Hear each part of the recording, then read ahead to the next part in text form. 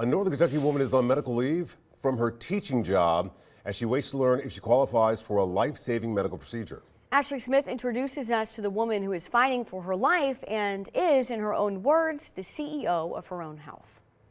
Lindsay Hughes is a mom, wife, and teacher, but her life has been flipped upside down after a diagnosis of systemic scleroderma in October. So scleroderma is a rare autoimmune disease that affects the connective tissue, skin, and internal organs, and it's caused when there's too much collagen produced in the body. Hughes has been sick with a host of other diagnoses since 2017, but now that she has the scleroderma diagnosis, she is hoping for a stem cell transplant. With no cure for scleroderma, this is simply a way to treat the disease and improve quality of life. But the goal of the stem cell transplant, the first goal is just to stop the progression of the disease. Right now it is progressing so quickly that prognosis is not good for me. And the other goal is to try to get me back to being a functional mom, wife, teacher.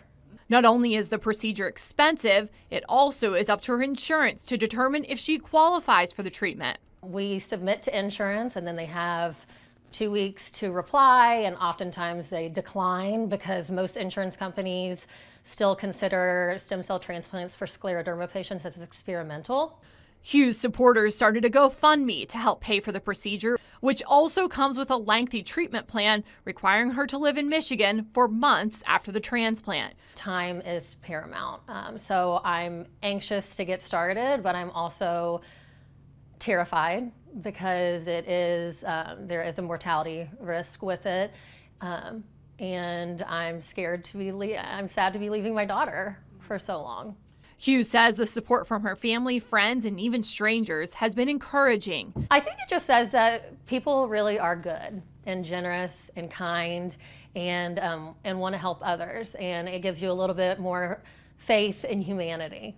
Hughes should find out in a couple of weeks if insurance has approved the procedure and if her lungs are strong enough to undergo surgery. But she's not giving up, and she has a message for anyone out there going through something similar. Not to be cliche, make sure the people who you love know you love them.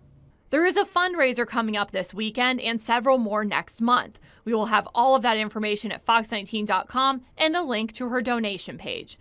In Crescent Springs, Ashley Smith, Fox 19 Now.